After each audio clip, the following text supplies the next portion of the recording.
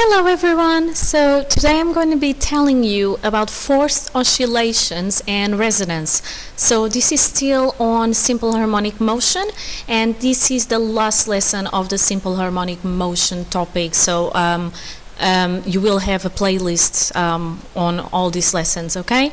So first of all, I normally start these lessons by showing you this video here about resonance and forced vibrations, because it's a really good way for you to actually see resonance taking place. And because the guy in the video is so amazing, he actually repeats some stuff over and over, and you start to understand that resonance and forced vibrations are related, okay? So I will put that video on the description and give it a go and check it out as well, okay?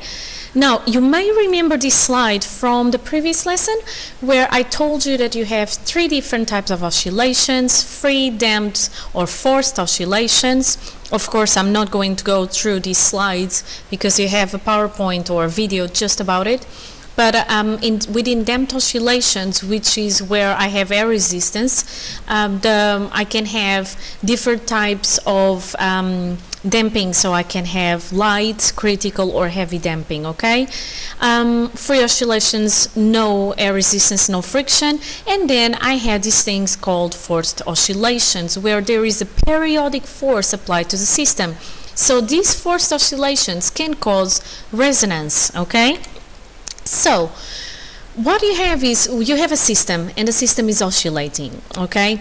And each oscillating system has a natural way of oscillating. So it has a natural frequency, okay? So there is no other force being applied to it. It's just oscillating on its own. And the frequency that it oscillates is called the natural frequency, okay? Now, if I have a forced oscillations, I am applying a force, a periodic force, and I'm applying it to the system, okay? And then my system is going to respond to this applied force depending on the applied frequency of my force, okay? So the frequency of my periodic force, all right? Now, if I happen to have that the applied frequency is the same as the natural frequency, then I get resonance, okay? So when I get a resonance, what is going to happen is the amplitude of the oscillations increased, okay? So by this time, I'm assuming you already saw the video as well, or even if you didn't, just pay attention to it and look that the amplitude of the oscillations increase when I have that natural frequency and the applied frequency due to my forced oscillations are the same, okay? So this is an example, and I have different systems, and I have resonance here as well. And the lighter my damping, so if I have some damping in a system that has its own natural frequency, and I'm applying a force with an applied frequency that is the same, the lighter the damping of the system, the more the amplitude is going to increase, because I have less that is going to make that I don't meet the maximum amplitude in my natural oscillation, okay? So the maximum amplitude of resonance is going to get bigger as well, okay? Then the closer the resonance frequency is to the natural frequency of the system, because again, I don't have other stuff making that my natural frequency changes, okay? And the sharper the curve on a resonance graph. So resonance is met whenever my applied frequency on my forced oscillation is equal to the natural frequency of this oscillating system, okay? And when that happens, the amplitude increases, okay? And the curve on a resonance graph is going to be sharper as well, okay? And then if my resonance frequency is closer to the natural frequency of the system, then my amplitude is going to increase even more, okay? So the rule is that for any oscillating system with little or no damping at resonance, the applied frequency of the periodic force is going to be equal to the natural frequency of the system, okay? Now let's imagine that I keep increasing the applied frequency, okay? So I keep increasing the frequency, so that means that it's not going to meet the natural frequency. So that means that my amplitude of the oscillation start decreasing, okay? Because again, I'm going out of the resonance. I'm not in resonance anymore because I'm increasing the applied frequency, so I'm getting further away from the natural frequency of the system. So the phase difference between the displacement and the periodic force is going to increase from pi over 2 until pi when the displacement is completely out of phase with the periodic force. Okay? Now let's see another example of resonance, and I have this pendulum, the Barton pendulums. Okay? I have here D that is tied up in one side, and D has the same length as this pendulum here, R.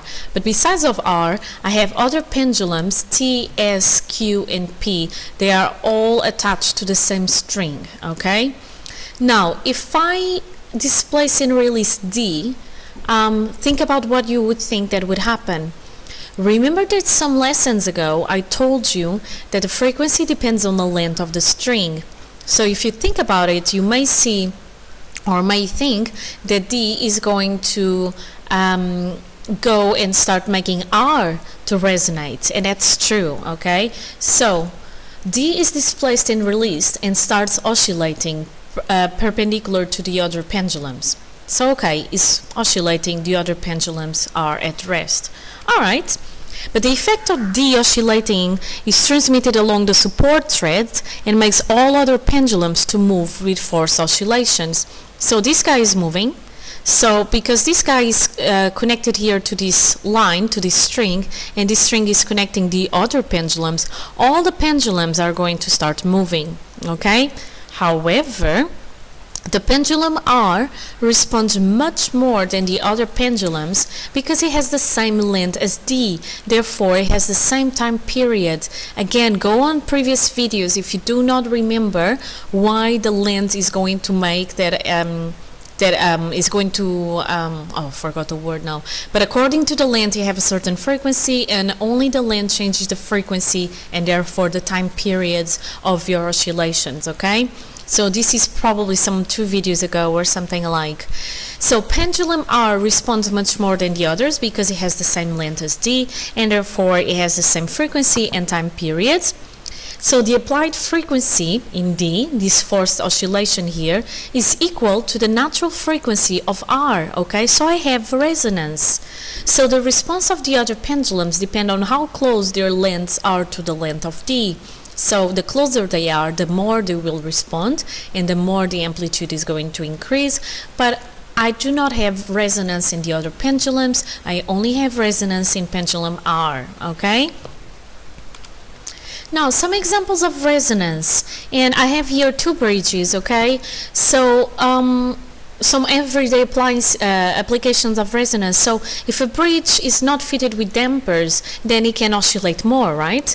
And if it starts to oscillate with a resonance, then it can have some negative effects. It can even fall, okay? So you have a periodic force, people marching on a bridge, people walking on the bridge, okay? The cars passing by. And if this periodic force is going to be the same or close to the natural frequency of the bridge, then what can happen is that the bridge can start to resonate. So the amplitude of the movement of the bridge is too large or larger than normal, and if it gets too large, then it can make the bridge to even fall, okay? So for that not to happen, we need to have dampers. They are going to make sure that the bridge does not oscillate as much with the resonance, okay? So again, if the periodic force when people are passing by the bridge or any force caused on the bridge is going to meet, it has the same frequency, so the applied frequency has the same frequency as the natural frequency of the bridge may collapse.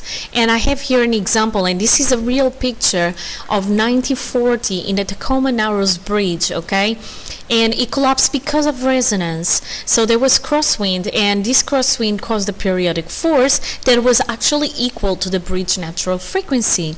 So the bridge was oscillating with a very high amplitude. If you go on YouTube, there are videos that show people knew that something was going on in that bridge. So I think that almost no one was there. Almost no one. Almost no. All people have fled the bridge, but I don't know if there was still a car. I think some people say there is still a car. I don't know. But you can see that the bridge, before collapses, it has a very high amplitude because it's resonating with the applied force. Okay. And more recently, the same happened with the Millennium Bridge. It didn't collapse, but shortly after it opened, they had to close the Millennium Bridge and fit it with suitable dampings or damping system because it was moving in resonance with the people walking. So people walking were making this applied force, periodic force that had an applied frequency that matched the natural frequency of the bridge. So again, the oscillations, the amplitude of the oscillations was increasing because it was on resonance, so they had to close it down to put new dampers or better dampers, because otherwise the bridge could even collapse. Okay? Now, this is all that you need to know about resonance and really about simple harmonic motion. As always, there are some summary questions that you have here, and these are the answers for the questions that have calculations. The other ones is just simply by going back to the video and you will probably get the answer, okay? So these are the questions and the answers. As always, you can talk to me, message me if you are having a problem. Hopefully you can understand everything. And a little surprise for you, I have here a video again by another person, so it's not mine, someone that explains, I don't know how long the video is, but he's explaining the simple harmonic motion, so you may find it useful as well for your revision. Okay, so I'm going to put that link as well in the description. Alright, so take care, enjoy your day, bye!